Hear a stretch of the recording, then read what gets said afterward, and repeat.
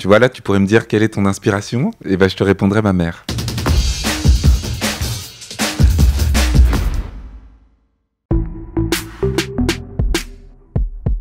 Étrange, et parce que en fait, je le sors aussi le jour de mes 30 ans, donc ça prend tout de suite une dimension très, très marquée dans ma vie. Je suis né, c'était le 11 septembre. La vie m'a appris à me défendre. Dans un coquillage descendre. En plus de ça, cet album, il représente vraiment un changement dans ma vie, une prise de parti en fait dans ma musique, dans tout en fait. En fait, j'estime du coup que mes projets précédents, c'était comme des essais, tu vois, et que là enfin, j'ai trouvé toutes les manières possibles pour arriver exactement là où est-ce que j'ai envie d'arriver. Du coup, je me sens aujourd'hui capable de raconter un album. Justement, avant, j'étais un peu en recherche, en fait, et en miroir avec ce que le monde me proposait, tu vois.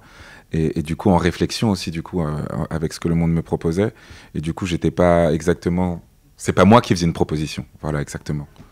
Et du coup, aujourd'hui, en ayant toutes les forces en moi pour raconter et pour proposer, et bien... Voilà, je me sens pour de vrai. Pour le coup, mon premier artiste que j'aimais vraiment beaucoup, c'était Corneille. J'étais fan de Corneille quand j'étais petit. Et je chantais ses chansons dans le préau de mon collège. Alors on vit chaque jour comme le dernier. Et vous feriez pareil si seulement vous saviez. Combien de fois la fin du monde nous a volé. Alors on vit chaque jour comme le dernier, parce qu'on vient de loin. Donc Corneille, This is la peste, Oxmo Puccino, mais après j'ai vite écouté du Portiched, du Prince, j'ai écouté, je sais pas, je pourrais te citer tellement de choses, de Shadé, que en fait genre aujourd'hui je pense que la question d'influence, moi j'y réponds de par ma vie et de par tu vois ce que je ressens dans ma vie, tu vois.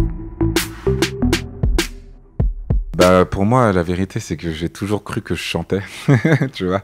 Même à l'époque, quand je te dis qu'à l'époque, je me réunissais dans des cercles de rappeurs, pour moi, je venais et je chantais, quoi. Enfin, je voyais pas la différence entre chanter et rapper. Pour moi, tu vois, c'est sur de la musique, c'est de la musique, quoi. Et un jour, en fait, Sabrina Bellawel m'a appris ce que c'était que chanter. Et là, j'ai capté que, ah ouais, j'avais du travail. Je nous croyais mal, et je me rends compte que non. Je trouve pas, j'ai toujours cru en ma raison. Ouais. Du coup, j'ai travaillé ça, et en réalité, c'est quelque chose que j'ai plus naturellement en moi. C'est-à-dire que quand je vais me balader, je vais plus chantonner un air, tu vois, plutôt que de raponner. Je sais pas, tu vois, si on pourrait dire ça. Donc voilà, c'est plus naturel pour moi, et c'est peut-être du coup mon pour de vrai à moi, quoi. Bon gamin, c'est une histoire de famille, tu vois. Quand la première fois que je suis allé en studio, c'est avec l'OVNI.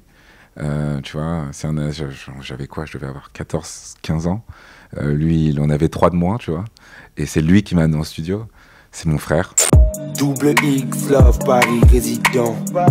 Si je joue, je gagne comme si c'était évident. Les rappeurs mentent plus que le président. Ils sont pas gangsters, ils sont intermittents. C'est lui qui m'a appris à poser ma voix dans les temps, genre, tu vois. Avec Midsizer. Midsizer, lui, c'est notre musique, en fait, tu vois. Hey, shorty cute, pourquoi tu viens pas dans le jeu avec nous? Tu me tournes le dos, tu me dis que c'est trop tôt. Tu n'embrasses pas au premier rendez-vous. C'est avant lui, et en majorité, on avait uniquement des instrus qu'on prenait sur YouTube, tu vois, download MP3 là. Et du coup, Midsizer, c'est notre musique, c'est notre frère. Et il nous a beaucoup poussé à sortir notre musique. Le premier projet Bon Gamin, il a été sorti grâce à Midsizer.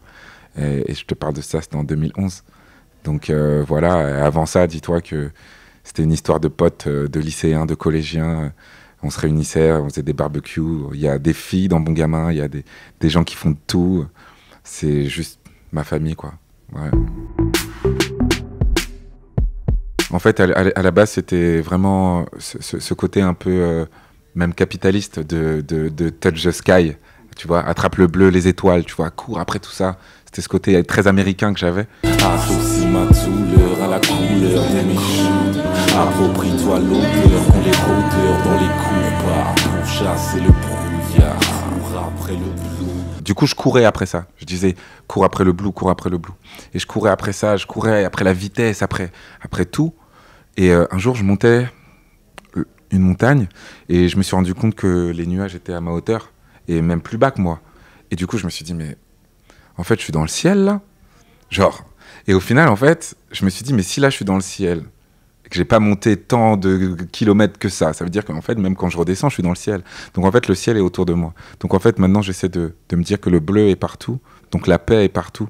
Donc, en fait, il suffit que je me recalme et que je me rende compte de ce qu'il y a autour de moi et de, voilà, du bleu.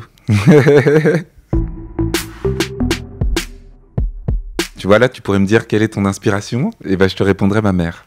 Ma mère, moi, tous les matins, avant d'aller à l'école, j'avais mes vêtements, j'avais le haut, le bas, les chaussettes, les pantalons, le tout bien aligné comme ça sur le canapé, et je devais m'habiller. C'est-à-dire que c'était tu vois, c'est mathématique. Je sais que je dois m'habiller comme ci, comme ça va avec ça. Donc je pense que j'ai été élevé comme ça dans un premier temps. Ensuite, elle m'a traîné partout aux puces, etc. Donc moi, j'adore en fait faire mes trucs, tu vois. Comme en plus, on n'avait pas trop d'argent, t'as vu, il fallait acheter des fausses ceintures Gucci ou quoi, et ensuite, je les rebrodais sur des t-shirts. Et j'ai toujours aimé les vêtements, en fait, voilà. Et c'est grâce à ma maman, en fait, voilà.